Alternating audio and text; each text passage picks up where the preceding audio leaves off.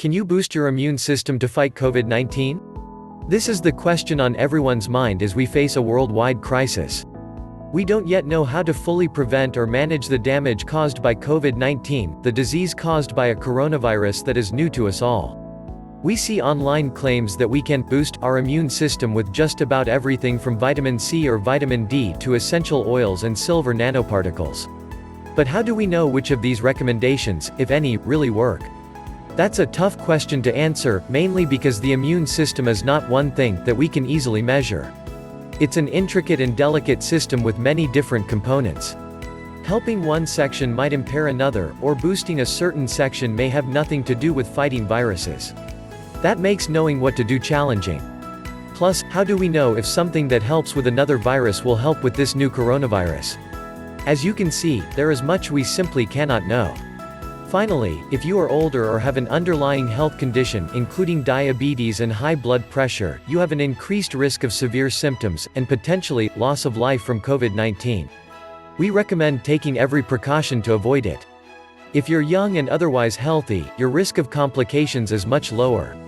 If you do contract the virus, you'll probably have mild symptoms and fully recover within a couple of weeks. However, it's possible that you may be infected with the virus without showing any symptoms. So maintaining excellent hygiene and practicing social isolation are crucial to avoid spreading it to high-risk individuals. Low-carb nutrition and immune function. In fact, it may be more important now than ever to maintain a healthy lifestyle, including a long-term healthy eating pattern. That means an eating pattern that provides essential nourishment and also keeps your blood sugar and weight in check. It appears that individuals with type 2 diabetes and other metabolic conditions are at higher risk of complications from COVID-19. The evidence is clear that low-carb and ketogenic diets can be effective tools for treating and reversing these metabolic conditions. While we can't prove that low-carb nutrition boosts immune function per se, it makes sense to limit the conditions, e.g. high blood pressure or high blood sugar, that might make things worse. In addition, one recent study showed that a keto diet reduces the risk for mice infected with influenza. That's a far cry from saying a keto diet will do the same for influenza in humans or for COVID-19. But one question we should ask is, if we follow a diet that is proven to help with weight loss and metabolic health and may also beneficially affect immune function, what do we have to lose? With that in mind, here are some of our top tips to decrease your risk for catching the virus or having complications from COVID-19. The basics. These are things that you can do today that don't cost anything. We recommend you prioritize these basic steps for protecting and improving your health, and potentially your immune system. While these actions are always important aspects of maintaining good health, they may be crucial during times of increased risk, like now. Proper hand washing. The coronavirus is killed by proper hand washing for 20 seconds with soap or using hand sanitizer that is greater than 60% alcohol. Don't smoke. Smokers have an increased risk of catching infections and suffering severe complications from those infections. We shouldn't need more reasons not to smoke, but a time like this highlights the importance even more. Get adequate sleep. Sleep is important for health in general, and as a bonus it may also benefit our immune function. For instance, one study showed those with insomnia had, on average, less immune response to the influenza vaccine, while another study in twins showed those with worse sleep had altered expression of genes related to immune function. Last, and we can file this one under, how in the world did they convince people to do this study? 153 volunteers were inoculated with the rhinovirus, the virus that can cause the common cold. They found those who slept less than 7 hours were 3 times more likely to develop symptoms than those who slept more than 8 hours. Again, the science in this area may not be robust, but when it comes to overall health, proper sleep helps. In times like these, you should prioritize sleep hygiene. If you're isolated at home, that likely means more time on electronics like tablets, phones, and TVs. This may be a good time to invest in blue light blocking glasses and to look for non-tech related activities to do in the evening, like puzzles, crosswords, or reading an actual book, not an e-book. The right amount of exercise. Observational studies show that those who exercise tend to suffer fewer infections than those who do not. While those studies have confounding variables, the general consensus is that exercise overall is likely beneficial, with some caveats. Some studies show bouts of strenuous exertion greater than 1.5 hours with an average heart rate greater than 75% maximum may temporarily decrease immune function. In addition, elite athletes who overtrain tend to suffer from infections more frequently than others. Our advice? Stay active, but remember, now is not the time to start a new high-intensity exercise routine. If you already enjoy strenuous exercise, consider decreasing the frequency or intensity by 10 to 20%. This is not scientifically backed but is recommended by some experts. Also, try to focus on home or outside exercise. Shared gym equipment, like weights and cardio machines, may be surfaces that transmit the virus. Stress management: while acute stressors may temporarily enhance immune functions, chronic stressors likely diminish immune function.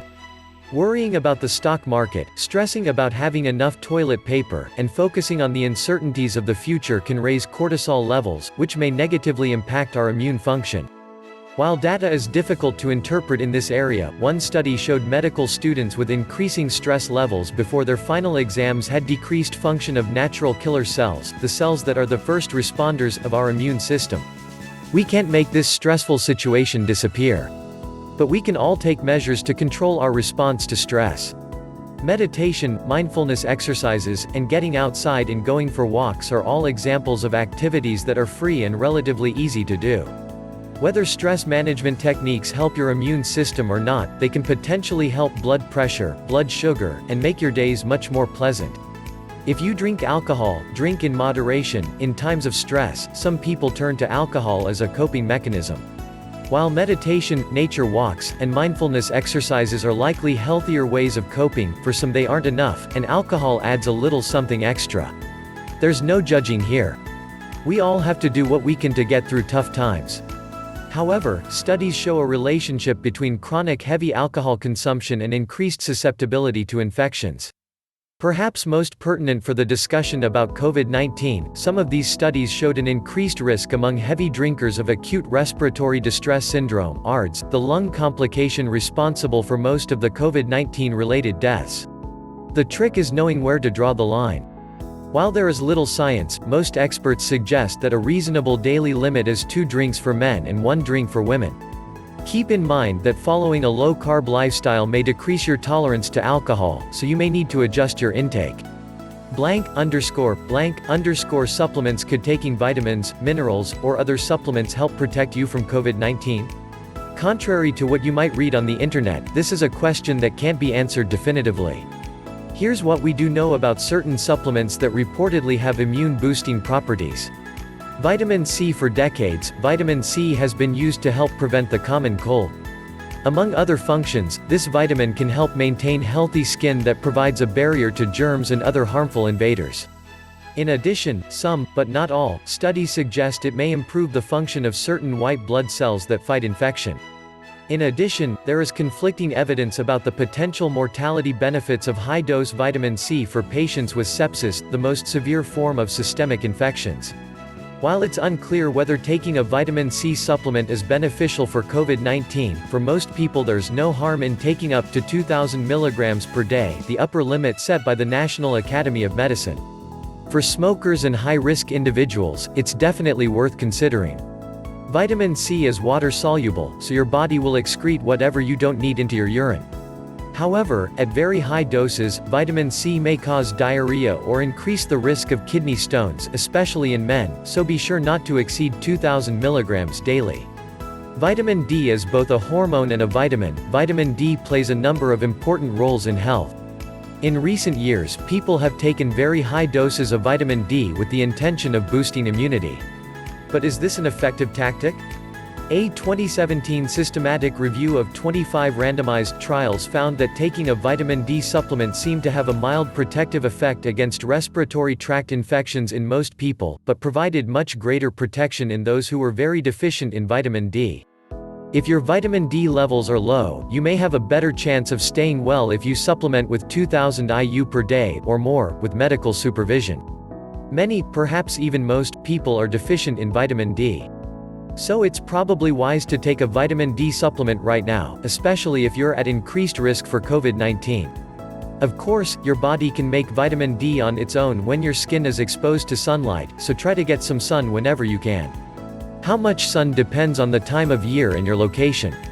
A good starting point is 15 minutes of exposure to a large body part such as the torso or back. Just remember to avoid sunburns, as excess sun exposure carries its own risks. Zinc is a mineral involved in the white blood cell response to infection. Because of this, people who are deficient in zinc are more susceptible to cold, flu, and other viruses. One meta-analysis of 7 trials found that supplementing with zinc reduced the length of the common cold by an average of 33%. Whether it could have a similar effect on COVID-19 isn't yet known. Taking supplementary zinc may be a good strategy for older people and others at increased risk. If you decide to take zinc, make sure to stay below the upper limit of 40 mg per day, and avoid administering nasally, due to the risk of olfactory complications. Turmeric is a spice commonly used in Indian and Asian cuisine, including curries. It contains a bright yellow compound known as curcumin, which emerging research suggests might enhance immune function. However, there isn't any convincing evidence showing that it helps fight viral infections yet. On the other hand, adding turmeric to your food adds flavor, and taking a curcumin supplement is unlikely to cause any harm in otherwise healthy people. If you have any medical conditions, especially if you take blood thinners, check with your doctor before supplementing with curcumin. Echinacea is an herb that can reportedly help prevent the common cold. But is this reputation well-deserved?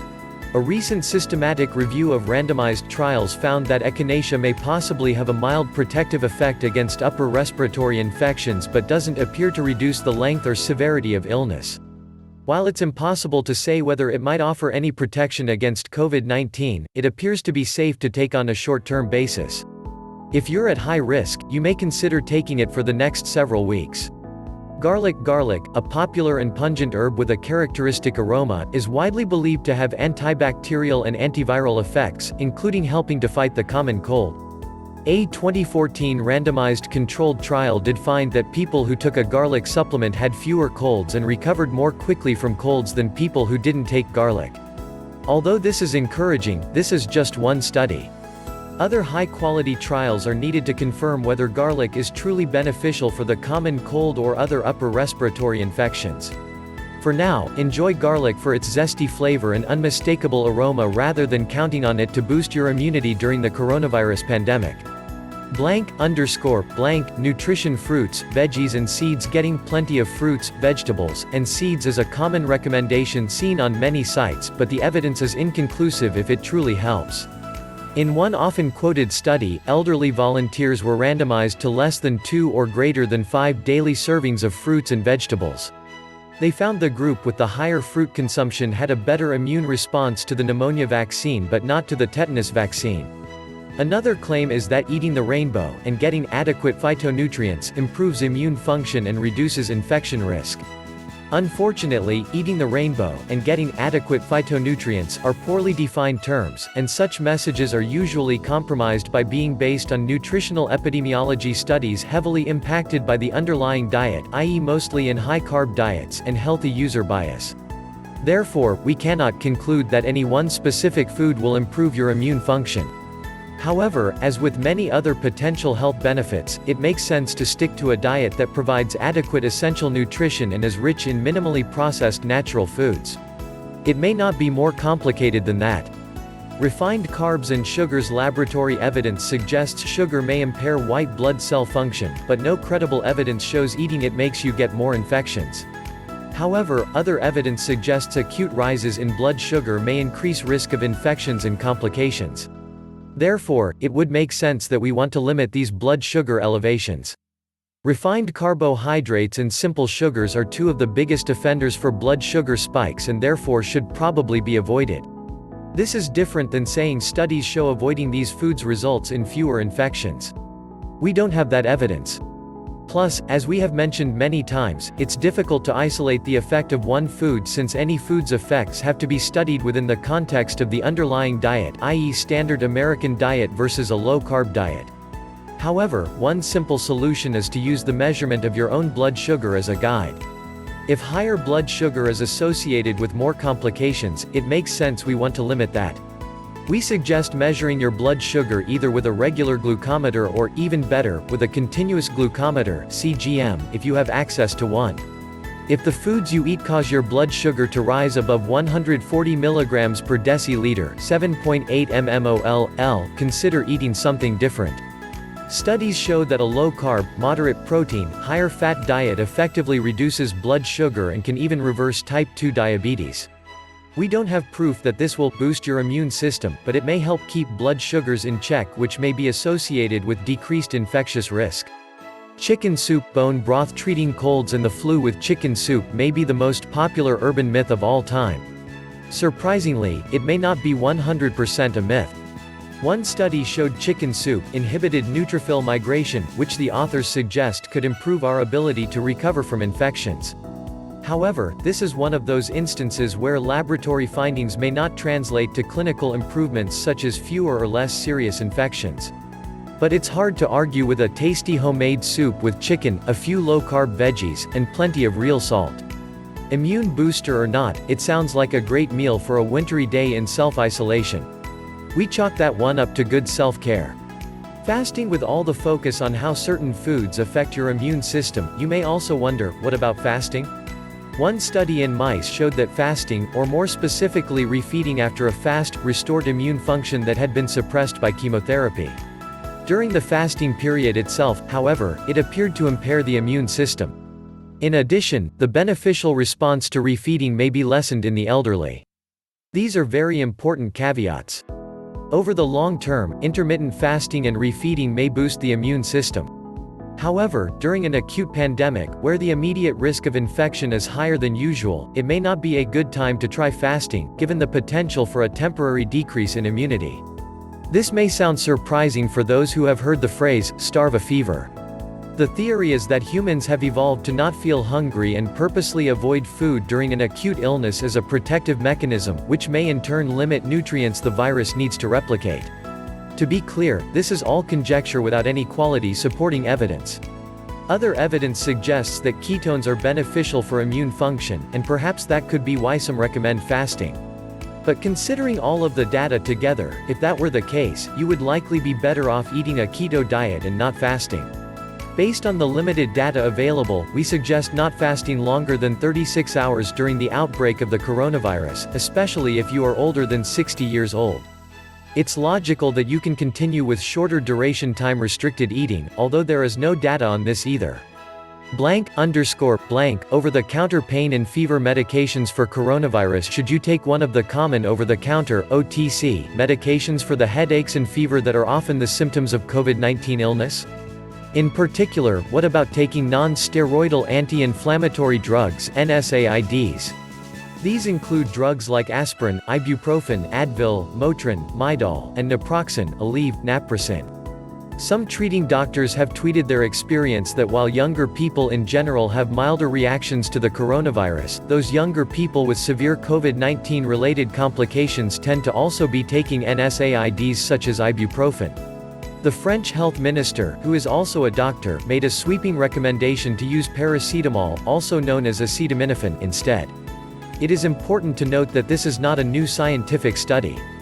These are clinical observations from a handful of doctors. But is there enough concern that you should avoid ibuprofen and other NSAIDs and instead switch to acetaminophen or paracetamol?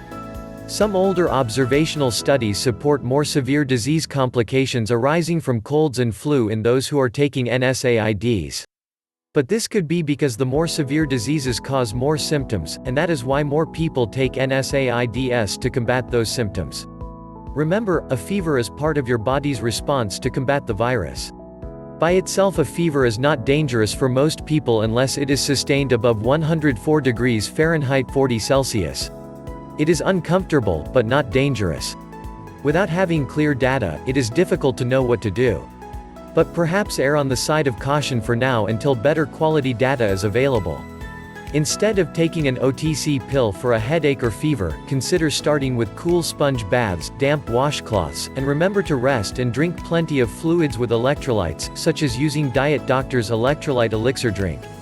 If you still need more aggressive care, one strategy could be to use acetaminophen first for symptoms like fever or body aches, and only if that doesn't control your symptoms, then consider taking NSAIDs for the shortest time possible to help you feel better. If you are already taking daily NSAIDs for arthritis or other chronic pain issues, it is a little more complicated and you should discuss with your physician if an alternative exists, or if you might consider changing to another medication for now. We will keep an eye on the emerging data and update this section as more information becomes available. Summary. In short, the reason that this new coronavirus is spreading so rapidly and having such a significant impact on people around the world is that we lack immunity to it. Our immune systems have never seen it before. The more actions we take to keep ourselves generally healthy, the better. Good hand hygiene and social distancing can help prevent catching the virus. Doing what you can to reduce specific risk factors may help your body recover quickly if you do become exposed. Even if you don't become exposed, your overall health may benefit from the following. 1. Eating a nutritious diet that minimizes high blood sugar. 2. Prioritizing restful sleep. 3. Managing your stress. 4. Stopping smoking. 5. Participating in moderate exercise that you enjoy. 6. Getting sunshine and fresh air where possible. While there is not yet robust scientific evidence specifically around the immune system and COVID-19, taking some specific supplements may improve your overall health and are likely to not be harmful if taken as directed. If nothing else, we recommend taking vitamin D because you may be deficient at this time of year. Likewise, a low-carb diet that minimizes high blood sugar and is rich with nutrients and whole, minimally processed foods may contribute to better overall health. Remember, however, that a low-carb diet does not have some magical quality that will keep you safe from infection. You still need to wash your hands and practice social distancing to prevent the spread of this new virus. Eat low-carb for life. Not for the coronavirus. Thanks for watching. If you like the video, don't forget to subscribe to our channel. Please leave me a comment and give it a thumbs up.